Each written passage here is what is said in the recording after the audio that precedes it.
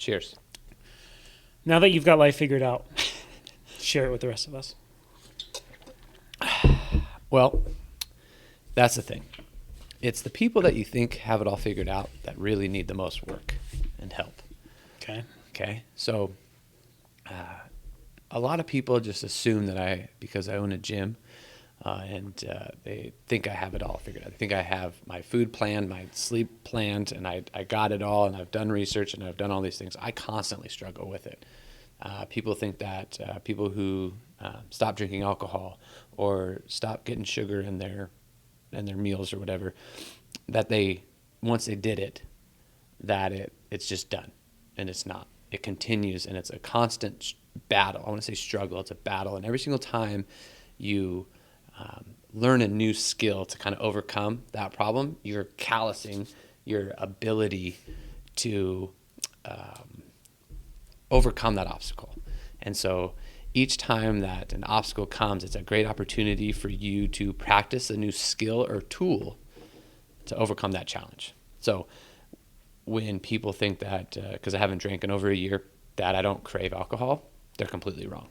I've just over the years found ways and strategies to overcome that by continuously practicing. And you don't get good at basketball by just visualizing basketball. You can visualize, but you also need to practice those skill sets. So I don't have it figured out, but that's a great point that I do not.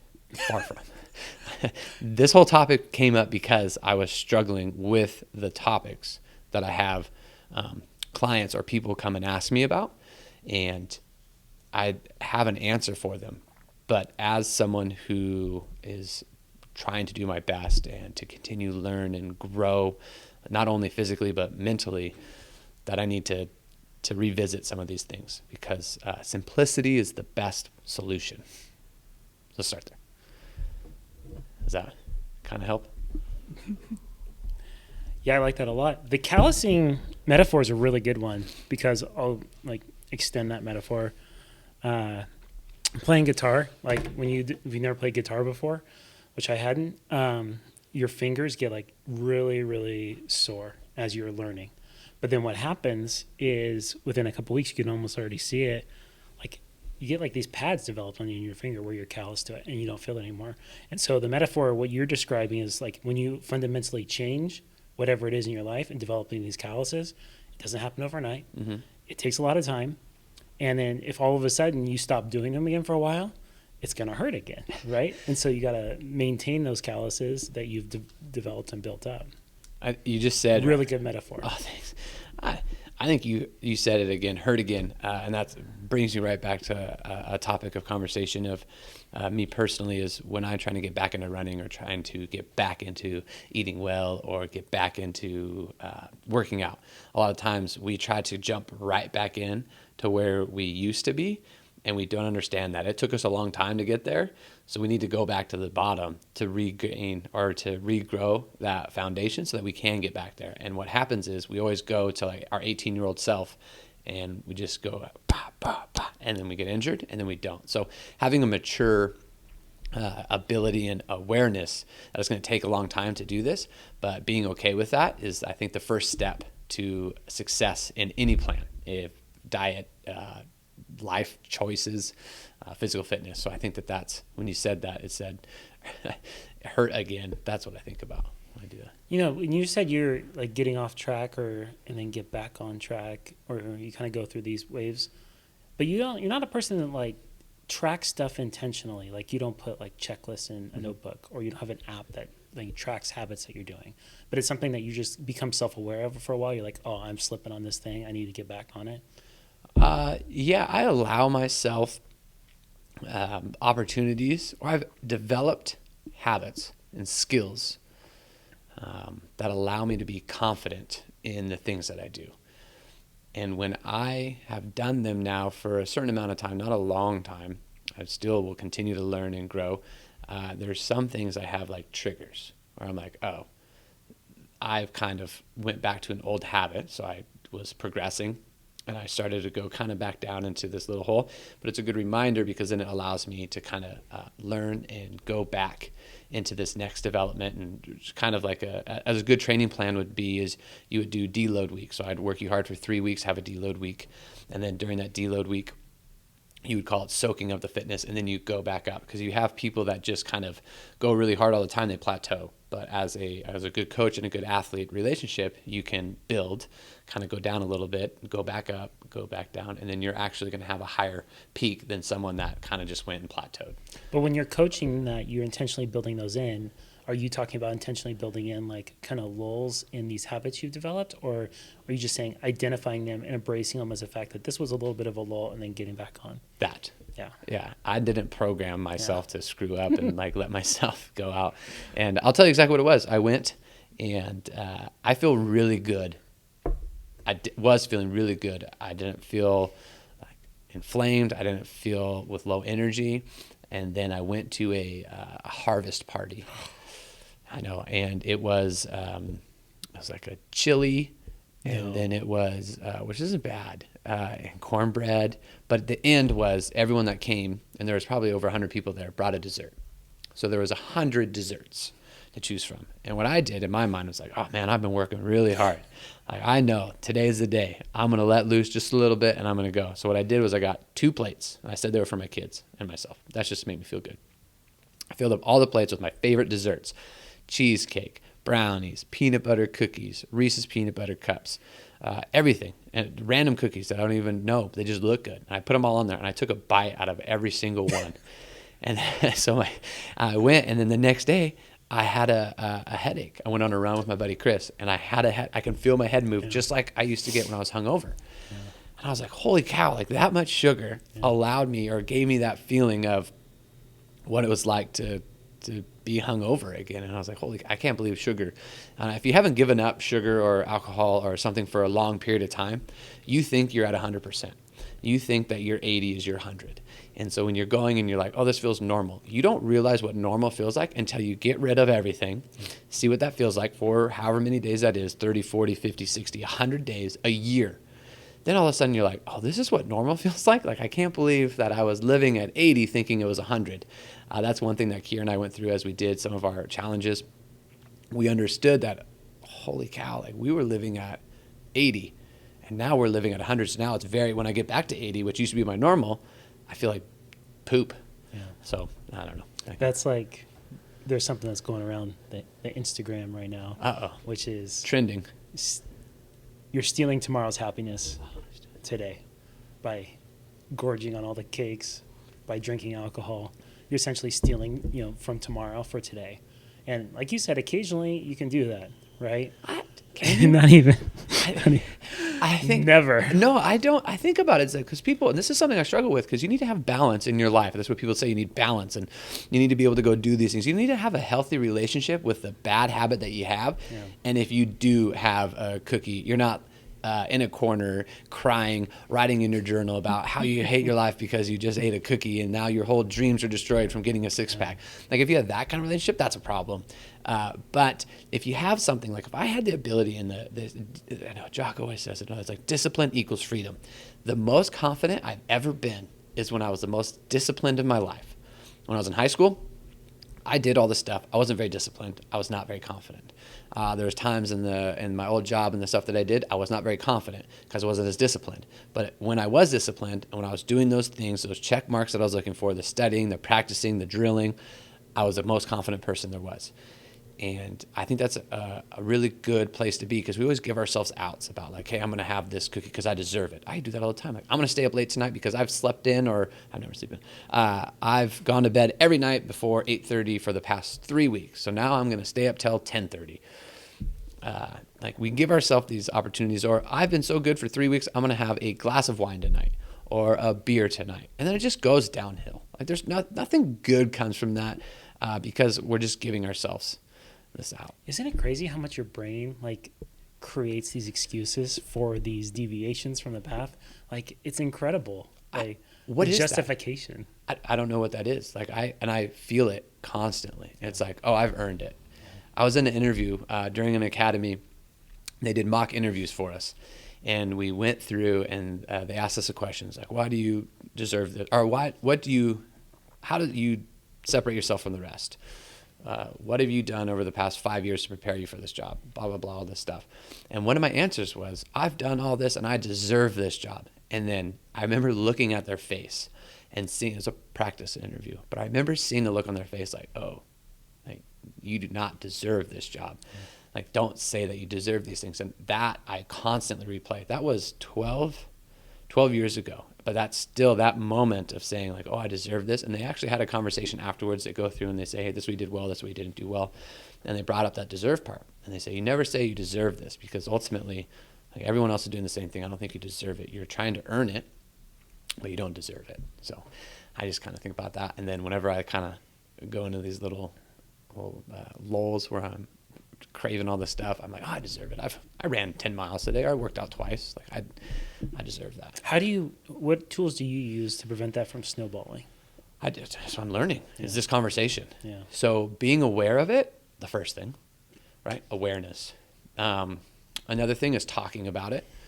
I think is a really good one, because if you constantly hide in the shadows of your snowball of defeat, then you're not going to call yourself out, and then you're just going to say, like, continue to tell yourself it's okay, and you end up with this big old giant snowman on the bottom. So openly talking about it, conversing about it with people that you trust that can go through or have gone through something with it, and having a conversation. I'm telling you, all the answers are conversations. So having a conversation with someone where you are talking about the struggles that you're doing and you can relate to them. For example, this morning I was running on the track, and my friend Nick, who I was running with, he and I were talking about some business stuff. And I thought that I was I had a feeling I was the only person that was going through this one struggle of people like kind of really liking an idea and then taking it and making it their own. And then it felt like they were stealing something that was mine. First of all, it's not mine. It's just an idea. Second of all, it happens in every job. I think he owned a business, and I don't want to say the wrong place, but not in the United States. And he lived there, and he was apartment complex doing all these things. And someone came in, they were trying to work with investors to get these people to come in so that they could have more housing for these people. And he just got a bad feeling from the investor. He goes, we're not going to work with you. We're going to go this different route. So we want to get some core values in his mission statement and his gut feeling. And ultimately, that person that they had kind of shown the ropes to took all their information and just copy and pasted it onto their website and just did the same business model as that or him and his team. And I was like, oh, wow, like that happens all over the place. Like, that makes a lot of sense. And so I needed to, in that moment, because I had that conversation, because something came up, that I had that conversation, and was realizing I'm not special. I'm not the only one that this goes through. Like, buck up. It's all right. Like, it's just an idea. You're going to survive. So that's really good. So if there's something you need to change in your life, if there's a long-term terrible habit, all the stuff you've been fighting, everyone knows what it is. Like, everyone has it. Part of the solution, obviously, is mindset, as you talked about it. But a big part of the solution is conversation, is investing in time with people, investing in relationships that they're there, and like giving into those relationships, and you'll receive out of those. Right? Yeah, I think I wanted to look up the 12 steps of the 12-step program, because I'm pretty sure that is going to be an outline that's worked so well for so many people to break habits. And I know one of them is admitting that they have a problem, right? Like, hey, my name's Lucas Garrett, and I'm an alcoholic. I think that is the first step. There's a lot of things. We're still reading The Purpose-Driven Life by Rick Warren, and he talks about temptation. And in the book, he talks about conversing with other people in that way that you can have these conversations. And then he talks about being vulnerable and showing that you have a problem. So my goal is, with this conversation, or these conversations, how we record them, is to showcase my vulnerability so that people understand that it's normal to feel that the way that they do, and to have a conversation with someone that they respect, like I respect you very much, and having these conversations and showing that I do have problems or things that I'm struggling with, so that I am selfishly learning from them and getting them out to you or who other people might be having the same problems, and we can kind of mold and be better together. Because I want to create this community of just very positive people that understand that it's hard work. It takes it takes a community. It takes all these things to do this, but we have to be vulnerable with each other. That's why our men's group that we meet with on Wednesdays is so beneficial, because that group, we're all pretty open and honest with each other. And that is the first sign of like really making it a very big growth step. So vulnerability, I think, is like the first step, like admitting you have a problem, or talking about the problem, or asking for help, which I think is a hard thing for a lot of men or anybody in general to do. So help me, Matt. I think it's interesting to, celebrate recovery, and you talked about the 12-step program. Like, this stuff is built for people who have issues and problems that are extremely destructive in their life, where they need serious help. But one thing that does get, kind of pushed aside and it's not incorporated is people who have habits and problems that are not like extremely destructive, but they're still pulling them away from maximizing whatever potential they have for their life, whether that's like be a great father, be a great spouse, just be able to serve people, do a good job at your job, whatever it is.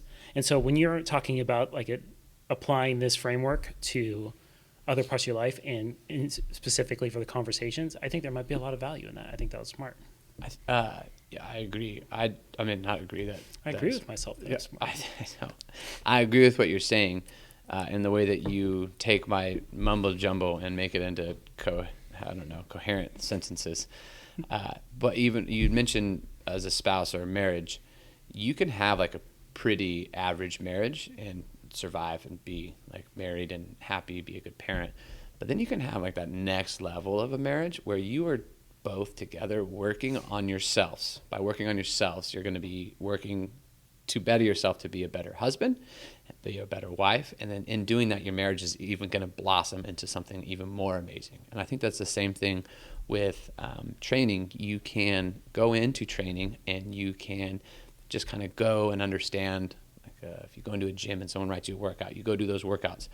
Then there's another layer or level of that where you understand why they're programming that workout. You do a really good job. A lot of times when we're doing the workout together, you're like, why did you do the bike with the bench press? Or what is the purpose of this? And it's too many questions. No, I think that's great. It's understanding your why. I had an amazing captain, and he said, you need to know why you're doing the things that you're doing, because if I knew why I was pulling a hose a certain way, or if I knew why I was just going to say folding napkins, but I don't know. If I knew why I was doing that, then it would make that thing that I was doing that much more important. And so that's something that I truly, you need to, and it takes work. I mean, the whole full big picture is like the calluses on your hands. There's calluses in your marriage. There's calluses in your fitness. There's calluses in your mental health. There's calluses everywhere, but it takes work. And I think you need to continue to do that work.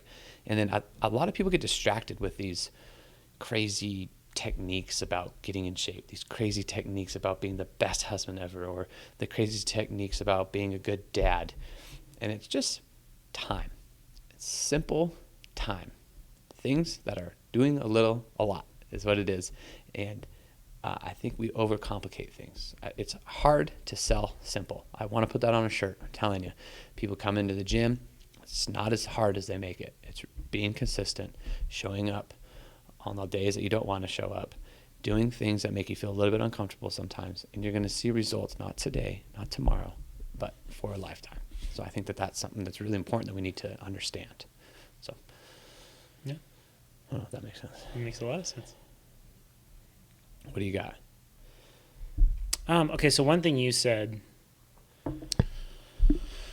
when you're going to go through any kind of suffering, or if you're going to go do something hard, is you kind of made a comment about don't hide from it, kind of embrace it, don't pull back from it. And this reminds me of cold showers. So when you're doing, like, I'm sure it's the same, I've never done a like ice bath, but like when you're in a cold shower, if you're sitting there fighting it and like oh, I gotta get out of here, like I hate this, like fighting against it, coming up with all the excuses of like how this is detrimental, and like But if you instead say, this is going to be cold and it's going to suck and I'm going to get through it, I think it's a big difference in your mindset. And I think that helps you to get through whatever that hard thing is. And so one thing you said related to temptation was, all these things that are difficult are going to be hard, or I'm not going to drink alcohol, or I'm going to avoid the sweets. Don't hide from it. Don't try to make excuses around it. Just embrace it. Say, no, this is what I'm going to do. It's going to be difficult, but I'm still going to do it. This is the reason why. I thought that was really good. Yeah, you said the cold shower things. It's great. I think it's a great habit if you have the ability to do it and you really are like all about it. Great. Everyone has the ability to do it. And for whatever physical reasons that you want to do of increasing your brown fat or whatever these people are talking about, there are lots of studies that I'm not well versed on. I've read them. I get some of it and I understand some of it, but I'm not going to sit here and tell people to like, hey, take a cold shower because whatever. When I am ever in a spot where I'm doing something for a long period of time, there is a part of me that doesn't want to do a cold shower. This is why I love the cold shower talk. That thought that crosses my mind, it says, I don't want to do this. It doesn't have to be a cold shower. It could be anything. But let's just say the cold shower, for example. I'm sitting there. I don't want to turn it to cold. The fact that you are having the thought where you don't want to do it and you physically go and overcome what you told yourself you didn't want to do a cold shower, I think is more beneficial than the brown fat, the other stuff that happens to your body, the dopamine drop and all this stuff. Just that act of you doing that is more beneficial, I think, than anything, because you can do that with everything. I don't want to go on a run. Okay. When have I not wanted to do something, but I took a cold shower. So now I just have like one more stepping stone to go over because I did something that I didn't necessarily want to do, but it wasn't for the benefits. It was because I honestly didn't want to do it. When I went on a stint where I was doing some things, that is something that I did. It wasn't I was in the cold shower. I was like, whatever. I don't care about the dopamine drop, the brown fat, all these things. I was doing it because I did not want to do it. So the first thing I did in the morning was did something I didn't want to do so that I could go on with my day. There's things I don't want to go do the dishes. You don't want to do laundry. You don't want to clean up random stuff. You don't want to pick up after your kids. You don't want to do this, but you have to do those things. So why not callous your mind with something the first thing you do to just practice? It's practice reps. You get to do these things and overcome the fact that you don't want to do it, and you do it anyway because you're a grown-up. My son still thinks I take a cold shower. He just thinks I take cold showers. I always tell him, hey, you want to take a cold shower, buddy? And he's like, no. But one time he got out of the shower and he goes, Dad. I go, what? He goes, I took a cold shower. And I was like, awesome. I was like, that's very cool. I said, how was it? He goes, that was terrible. And I go, yeah, it was just very funny because he just now thinks that I take those all the time but I don't. I just do it during there's some spots where I need to like kind of reignite the little fire. So that's something that I'll use. Just the metaphor of calluses is great again. Yeah. I mean, you're just helping build the calluses. You're making a decision against your brain, telling it that it's not going to do something. I have a problem deep into races when I do these events where I'm 45 minutes into a run or 45 minutes into this workout that's about an hour long. And there's a point where there's a governor, there's actual scientific proof that there is a governor that your brain switches on to save yourself from yourself. And so when that switches on, your body says, hey, your brain says, hey, you're going to stop and slow down because if you continue to do this for a long period of time, you're going to die. So your brain tells you to stop. There's more in the tank. You've just decided, or your brain's decided for you if you continue to do this. And the best athletes have a governor that's adjusted just a little bit more than the rest. So where you and I are working out and your governor's set a little bit higher, you might beat me in the workout because your brain didn't stop you right away, even though we're in the same physiological shape. So I find that so interesting and that's why I train hard, so that I can continue to like make that governor a little bit longer, a little bit higher, a little bit further away so that I can push through some of that stuff. And so that's why I think you got to do hard workouts sometimes. You got to really get into it. Not all the time, maybe 20% of the time. We've made some good arguments today for people to spend time in this place because absolutely. Like back with the flies. I'm going to catch it this time. Go ahead. If you can work out with Luke, maybe you can help with the fly problem. It's right outside. We have the doors open because it's so beautiful outside, but there's also a problem of other things that are right outside. And so it's that time of year. So I work out in here twice a week. Yeah. And those sessions, like usually I should just say all the time or else I'm going to get crap, are always difficult and challenge you and push you. And like, where else in your life are you getting that? You know, are these situations? And so, like, working out in here helps build those calluses. Working out in here in semi-private, you know, small groups helps with the fellowship part of it. Mm-hmm. So I think we've outlined a lot of reasons to become a member of the Land Sharks. Oh, absolutely. Look at this beautiful gym. I mean, look at behind me. We got the rig. We got all the stuff. We have it all. I mean, a lot of people think of the Land Sharks as a running. Like people say, I don't want to sign up because it's running, but I tell you, we're actually a gym. We do a lot of stuff, and it's a lot of fun.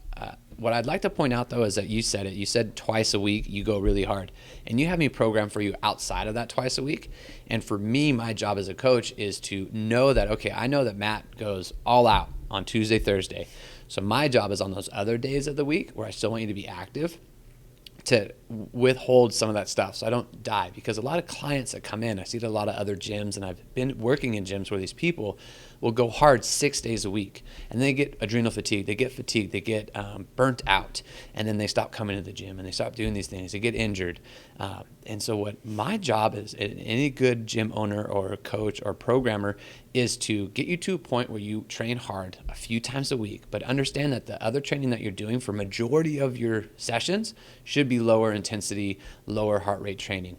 And so you have to have this balance, and you have to be able to go hard 2, maybe 3 times a week, but you have to go the rest of the week is super simple and easy stuff where you're developing skill, you're developing efficiency, so that when you do want to go hard in the gym, that you have the ability to go hard for a longer period of time. I just went and spoke to Cal Fire this last Friday, and in doing that, that's my biggest thing for them. They are 3 days on, 4 days off. But they need to be able to function for 21 days straight, pretty much, when they work on campaign fires. They go across the state and they work. And so I am trying to implement a program with them where we can work on this Zone 2 training or these types of longer, lower intensity training so that we can develop these really solid, durable pieces of equipment called firefighters who can go up and down the state and protect us. And so if you have someone that's really good at going hard all the time, they're burnt out in the first couple days and then they're done. But I need firefighters that are going to be able to last for 21 days without getting injured, so that it doesn't cost the state more money. They have to pull someone in and pay that person. So we're trying to do all these things so that we can develop like really well-oiled machines. And you can do that with efficiency. You can do that at lower heart training stuff. It's very hard to learn a skill all out. If you've ever tried to teach someone rope climbs and have them work on their foot positioning as they're climbing a rope, it's almost impossible. So people don't want to sit down on a box, hold onto the rope with their hands with no weight on them and practice foot positioning. But the person who does that is going to surpass all the people who don't. And that's my favorite metaphor for anything in life, is that you need to put your feet on the rope without any stress, so that when you do need the stress, you have that already ingrained in you and you can go. And that's what working out at a lower intensity does for you. It gives you efficiency. It gives you the ability to pull when you need to go harder, longer. So all these people that are like, I want to just work out forever and just beat everybody's butt. If you slowed down, you'd beat them. But they're so stubborn that they don't do it. So I don't know. Well, it's not just stubborn, but you have to like trust in a bigger picture, right? To like trust the process. So we learned a great message from a service the other day.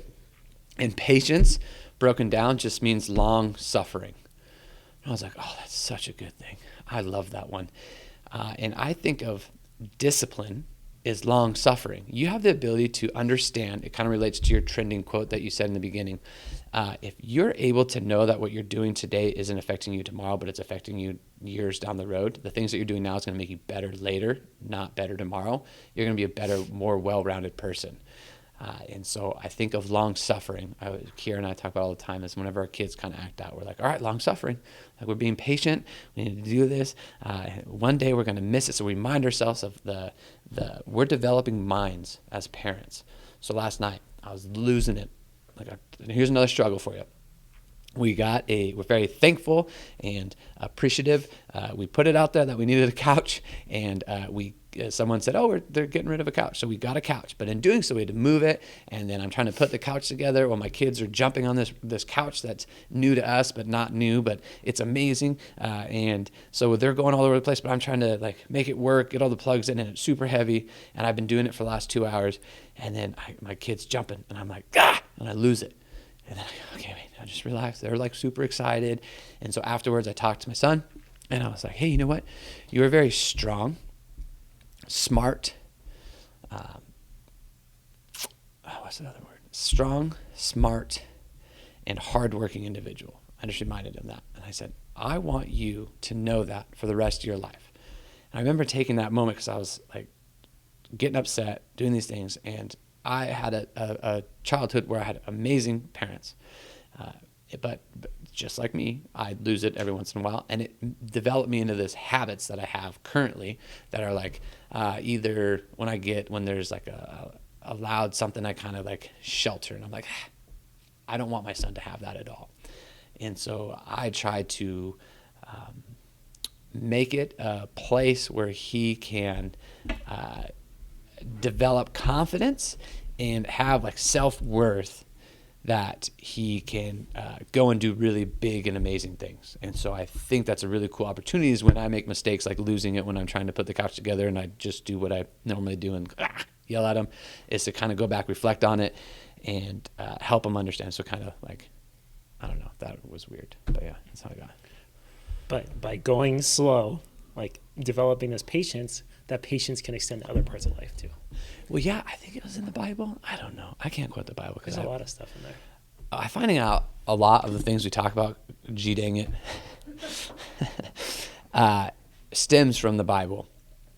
And so I'm currently on a religious quest of learning new things and asking questions. And I think it's a quest, and going through and finding new ways. And I revert back to a lot of the stuff that the conversations, the last 2 sermons I've gone to, both of them were the same things that we had talked about, and they used references from the Bible that were talked about thousands of years ago.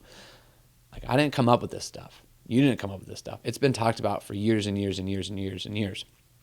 And so I need to remind myself of that. And so I like that about religion, or maybe not the religion, but by the Bible, but by the stories of these people, if they're real, true, whatever they are, they have meaning behind them, and they're still true to this day. So that's attractive to me. And so that was a super sidebar. I don't even know what I was going. Oh, patience. And in patience, it had talked about how when you lose your temper, it's when you're trying to rush the most. And I remember thinking about that. Okay, when I lost patience, what was I doing? I was rushing my kids to go to bed so that I can go to bed because I was tired. I was rushing out the door because I was late, so I snapped at my kids. I was rushing to get my kids to tie their shoes because I was trying to go to a dinner and be there on time. And I was like, oh, those are all the times that I lost it on my children. And I was like, oh, wow. So I was rushing, and in doing so, that's when my temper flared up. So the only way for me to prevent myself from rushing is to be prepared. Being prepared just means setting yourself up the night before. Being prepared means to have a conversation with your wife the night before about your morning and how it's going to go. Be prepared by getting their lunches done early, making sure their breakfast is done, making sure that your breakfast is done, and not lollygagging. And so I think in being prepared, you're going to have a less stressful environment or routine. Sidebar, what is in your kids' lunches? Kiara makes the lunches. I make the breakfasts. But so you have no idea what's in it? I do know. She depends on the day. Sometimes it's a peanut butter and jelly sandwich. Okay. Or it's a peanut butter and honey roll-up. Nice. And then they do... Peanut butter and honey roll-up. Like on a tortilla. Okay. It's like you take a tortilla and you put peanut butter and honey on it? Kiara takes a tortilla and puts peanut butter and honey on it. Okay. I did not do that. That's an interesting one. But she puts a note in there, tells them that they are smart or they're strong or they're, I don't know, they love her. Or they. Can they read the note? No, but their teachers, Levi can. Okay. Because it's like 3 words. It's like, I love you. Okay. You are amazing. He might not be able to read amazing, but his teachers, he can ask the teachers. Yeah. And then Ray cannot read, but I hope that maybe the teacher sees it and reads and says, oh, your mom says, whatever. Yeah. She usually puts a fruit from Pick to Porch. Nice. Right now we just got our apples and our, I guess, spaghetti squash. And we had to go buy grapes, which is super annoying. It's not as good as your grapes. The grapes are not in season. Why are you buying grapes? Because I love grapes. I don't care. It's up there, and I want grapes. They're crispy. Until they're not crispy, I won't get grapes. and then she'll put a snack, whatever snack it might be, whatever it is. Sometimes we buy, this is probably people are going to be like, what are we doing? We sometimes put rice cakes in there because we like rice cakes. I'm trying to think what else is in there. A fruit snack or like one of those little applesauce things, cheese. Sometimes my daughter will get turkey, cheese, and cranberries in her lunch. I mean, yeah, that was a sidebar. And then for breakfast, they eat they have these mini bagels, and we put their special stuff on there, and then they'll usually have a fruit. They had apples, and then they had cut up grapes and blueberries and a glass of milk. Since we're on the topic of the Garrett family's culinary choices, Okay. You recently shared with me that you won't share it to other people, but I'm going to do it for you. Okay. That in a short period of time, you were able to cut a bunch of weight. Yeah. What did that look like daily for you eating? So, yeah, you're right. I don't really want to talk about it, but we will go over it. No, it's fine. Thanks. I appreciate it. When we opened this gym, weighed 215 pounds. I wasn't like overweight or anything. I guess I was overweight and I currently weigh 191 pounds and 192, whatever it is. Low 190s. Doesn't matter. But what did I do? I had the what is a day of Lucas? Well, before I get there, I want to tell you that people want the formula. I know people want the formula, but the formula is different for each individual person. Yeah. I can tell you the very simple things that I did that you could implement into your own system that works for you to whatever you can do for a long period of time. The first thing I can tell you is consistency. I picked something and stuck with it for a long period of time. That helped. I went on a time schedule where I was eating and sleeping at the same time pretty much every day, and that helped. So I set a circadian code by Dr. Sanchin Panda. Okay, what else did I do? I sat there. I didn't feel great. I felt kind of like swollen, inflamed. My face was puffy. I was just kind of achy. When I was running on the track, I wasn't moving very well. I didn't have like that spring in my step, and I was like, man, something needs to change. I took this really great nutrition course by Dylan Welsh, who's a physical therapist right now he's with PT Solutions, and he invited me to come and take his course. And when he did Is this like an online course? No, he did it in person for everybody, and then I secretly got in because I kind of help. He helps me, I help him. Is this available for other people to go see? No. You guys are screwed, sorry. Yeah, sorry. What did you learn from Dylan's course? So the simplicity of it was there's different ways that you burn calories throughout a day. And I'm going to butcher this because I'm not the one who gave the course, but there's your BMR, your basal metabolic rate. You have your EAT, which is exercise activity. You have your NEAT, which is non-exercise activity level. And then I think it's TEF, but I don't know if it's really TEF, but it's the way that your body... Effective food. Boom. Look at that. So you have those things, and you look at your total energy expenditure throughout the day. And what he did was he gave everything a percentage.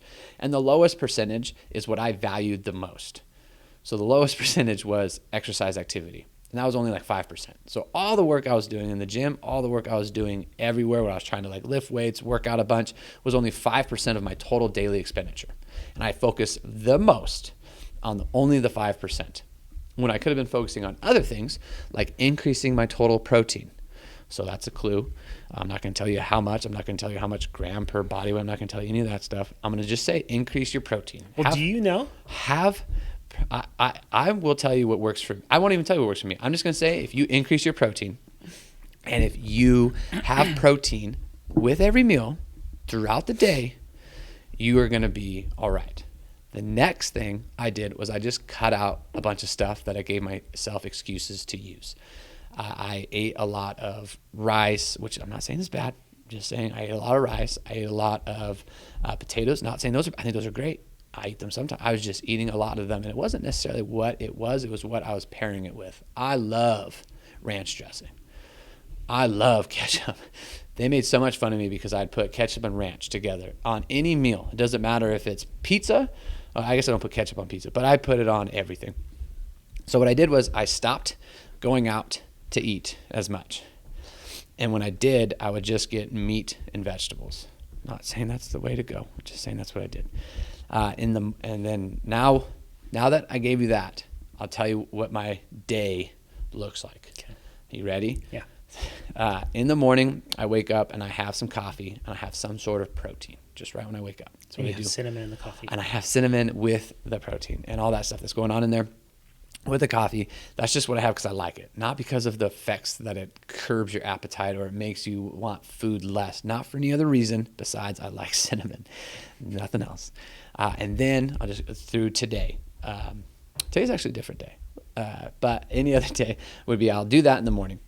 Then I'll coach at 5, come back home, and then I'll have, this morning I had peas, ground beef, and 3 eggs. Breakfast of champions. With pick to porch apples on the side. I know, I'm not joking. Pick to porch apples on the side. And then that was I guess it was my second breakfast kind of. And so then I go from that, and then I'll have cottage cheese and frozen fruit. So I'll get frozen fruit. I have it in our refrigerator here. And I'll let it defrost or de-thaw, and then I'll put it into cottage cheese. So I have frozen fruit and cottage cheese, and I put that in our to-go thing. So what I do is I grab our frozen fruit out of our freezer because I'm all about being prepared and having all this stuff. So I just dump it into my little to-go thing, and then we have cottage cheese here. I scoop it in there, and I'm not even gonna tell you how much because I don't know. It's like 3 of these. I go like this 3 times. I'm like, that looks good. So then I do that, and then that's my snack. For lunch, I have some form of vegetable, some form of fruit, and some form of protein. Or sometimes I'll have butternut squash. Sometimes I'll have sweet potatoes in there. But majority of the time, it's like a vegetable and a pick-to-porch fruit of some sort. Then I won't really have, and that will be generally just right after a workout or an hour or 2 before a workout, depending on what day it is and all that stuff. And then maybe if I have another snack, I'll have like a handful of almonds. I say almonds because it's an almond on the ground. Almond in the tree and almond on the ground. You shake the L out of it. Learn it. Know it. So then I'll grab a handful of almonds and a handful of cranberries, and I shake it up in my hands like this, and then I throw it in my mouth. And that's kind of a snack I have. And if I'm like really hungry, I'm like, okay, that's what I need. I'll get home, and then my kids don't eat all their snacks, and so we eat their snacks on the way home. I try not to, but that's just like a fun thing that we do now. I'll eat one of their things, so that's like a joke. And then for dinner, we have all of our stuff prepared, and it's going to be, I'm trying to think of what's for dinner tonight. It's going to be some form of vegetable, some form of protein, and probably fruit. It's going to be my dinner. Seems like a common thread here. Now, what time would you say, are you done eating? Like, I'm done eating at 6. Okay. And then I go to bed at 8. Okay. And I wake up at 4. Pretty much that's how the day goes. The food moves depending on the workouts. So today was different. I had oatmeal, peanut butter, honey, cranberries, and some protein. Like a side supplement protein with coffee. And that's my pre-workout when I do a track workout or a big run, because with all my athletes, I go through and we practice game day nutrition. And so my body gets used to it. Whenever I do a hard workout, I do my game day nutrition so that my body's just used to it. And then I change the amount of carbs based on how long the intensity is. And I change the distance between when I wake up or when I eat and then when the activity is. And that's how I base it. Like even when I had an afternoon workout, because I'm not used to afternoon, like a competition, I did my same breakfast routine an hour to 2 hours before my afternoon thing, because I knew that was okay, because that was the thing. So that's a full day, and I drink a lot of water. I'm not going to tell you how much per body weight. I'm not going to tell you how much per kilogram. I'm not going to tell you your ounces. Find enough that makes you pee clear like once a day. I don't know. This seems really boring and simple. Like, I don't think this is going to work for most people.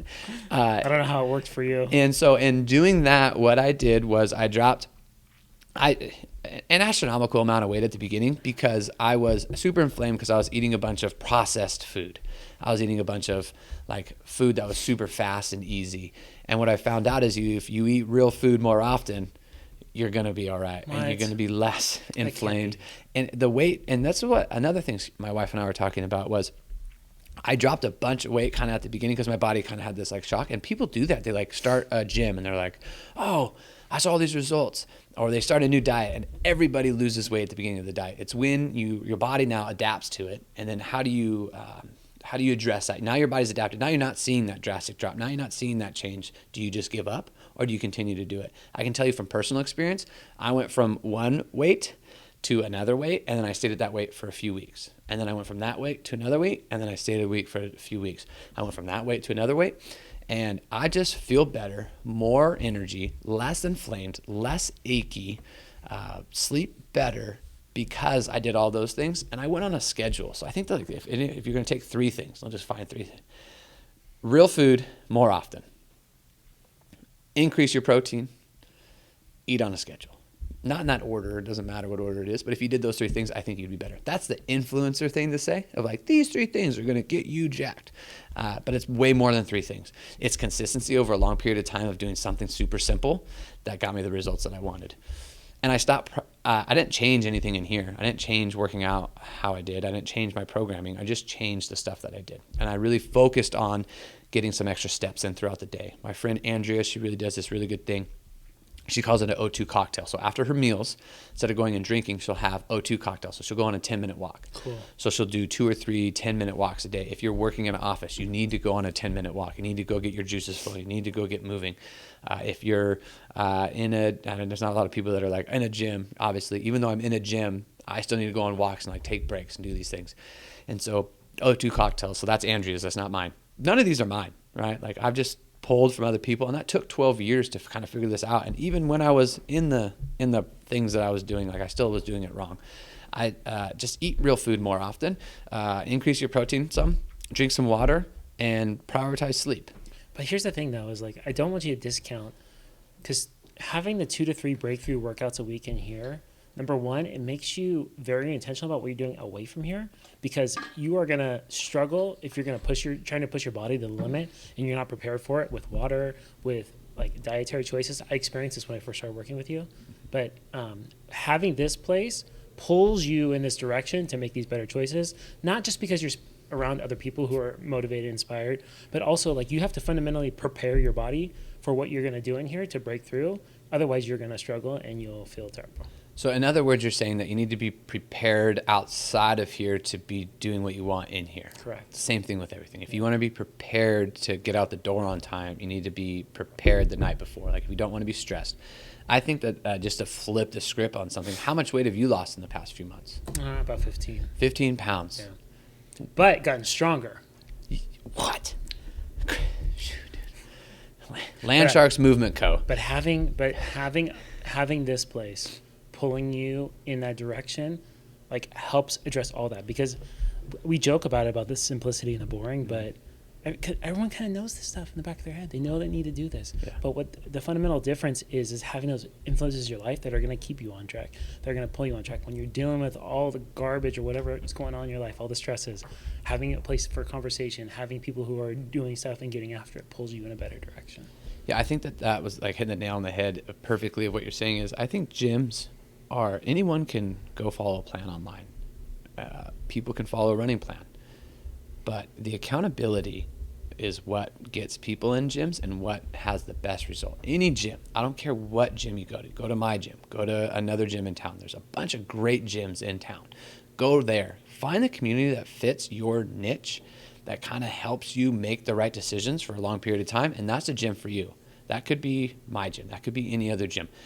I found out that people don't necessarily need like the critique or the to be put in the right place. What they need to do is to be doing something for a long period of time. They don't necessarily, I've seen a lot of terrible coaches, but a lot of people love those terrible coaches. Like I've seen it, but it's not necessarily, some of them might get injured because they're telling them to put on more weight or they're telling them to go faster, which is their own, to each their own.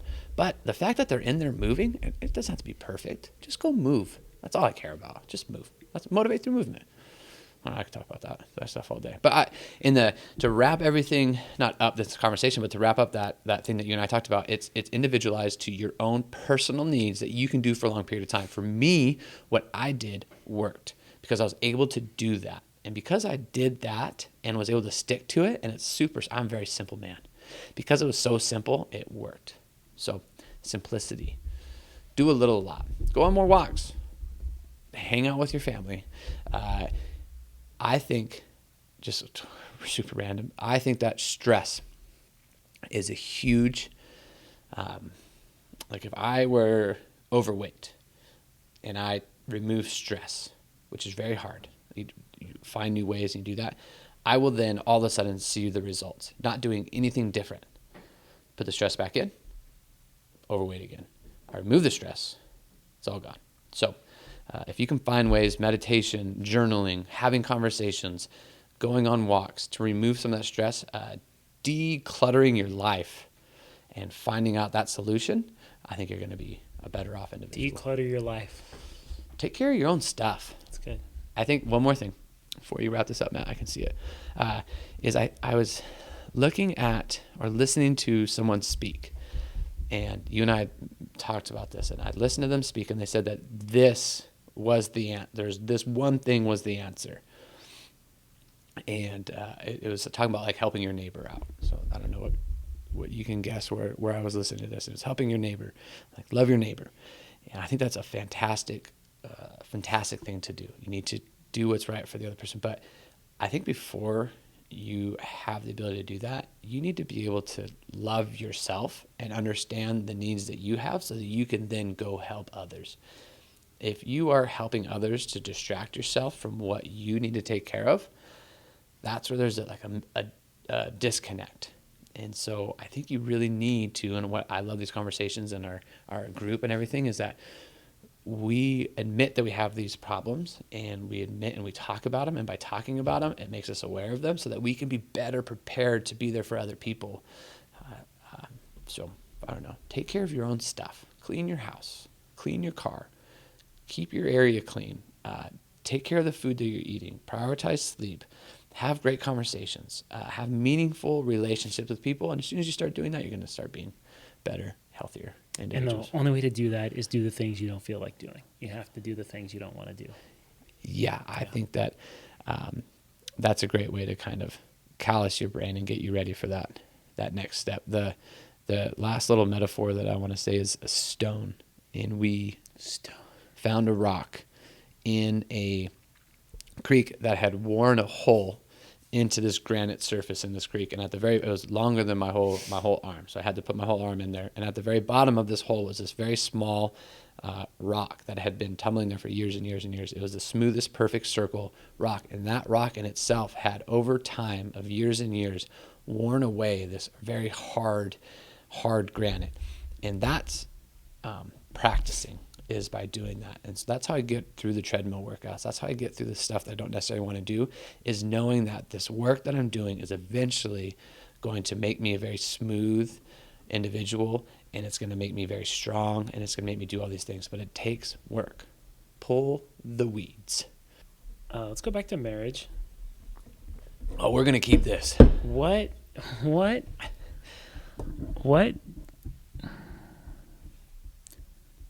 I, from the outside, sometimes feel like people are not intentional and don't kind of fight and invest in their relationship.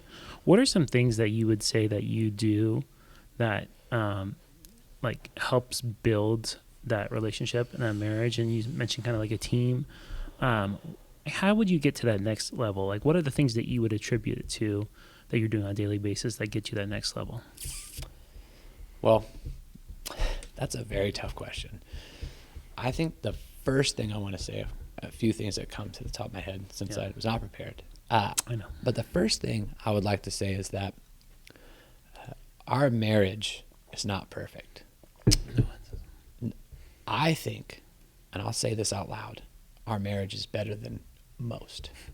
I'm very confident in my wife and my relationship with her. Okay. I'm very confident in our ability to love each other. I'm very confident in we're very aware of our flaws and what our weaknesses are and what our strengths are.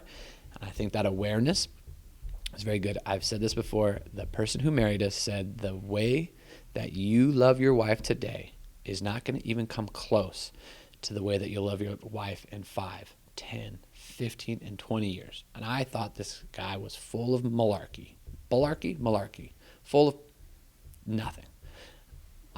Every year that I rewatch our vows with my wife, I'm like, man, that guy was spot on. Like, I thought I loved her, but I love her so much more now than I did at that point. When I look at myself and I'm like, man, I said, this guy's an idiot.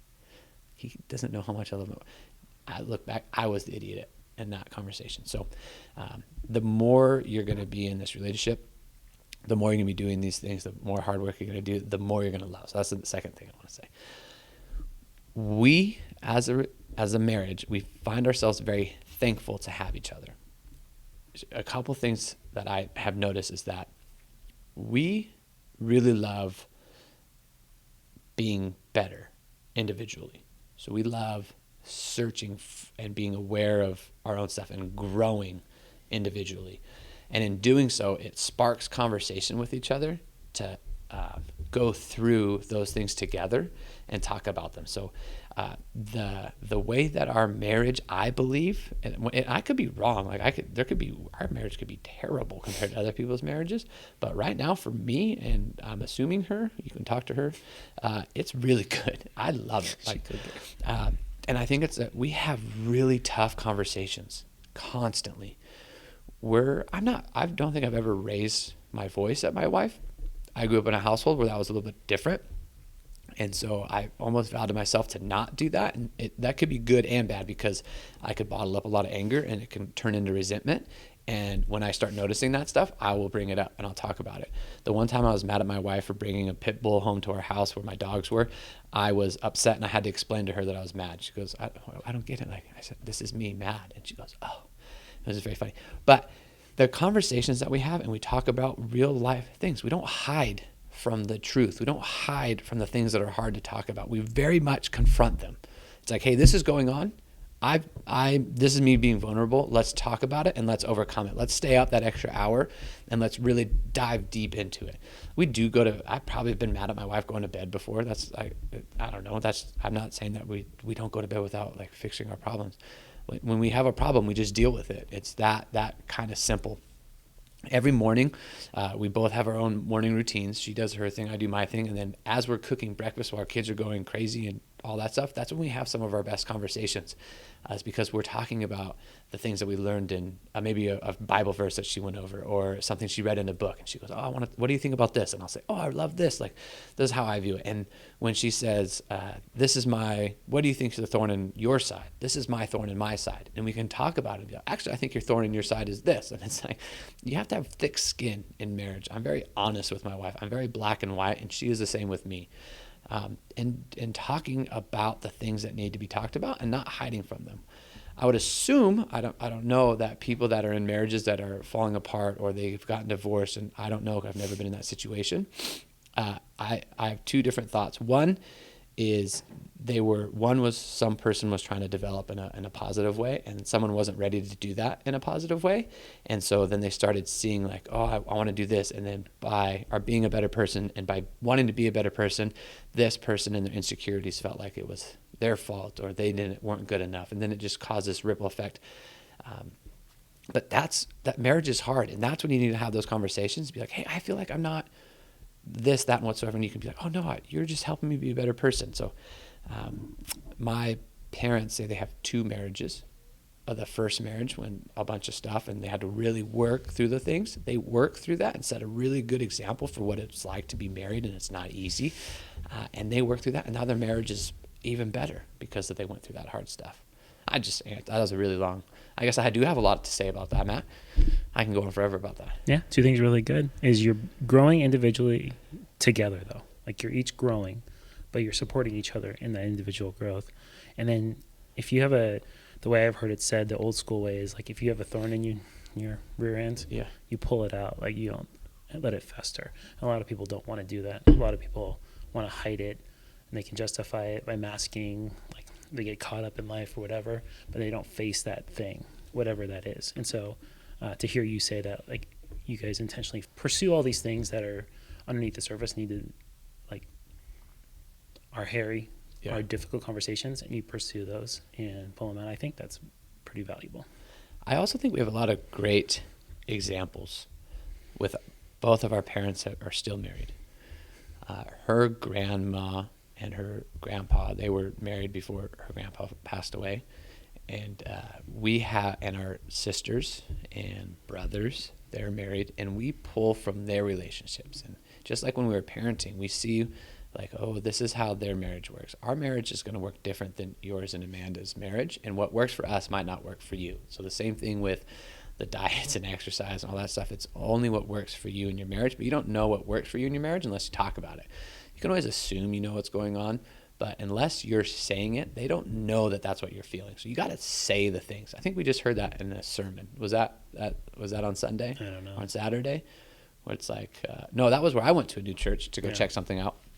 And they say, like, you can feel it, but unless you express it, then it doesn't really mean anything. Like, they don't know. It's just like, it's like, this is a great message. So thank you. I went to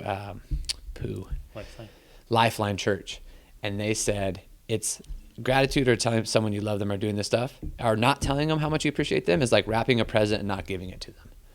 And I was like, oh, that's really good. Like, yeah, you have this present. It looks really good, but I never gave it to you. I didn't tell you how much I appreciate it. So I think his name's Elliot. Super nice dude.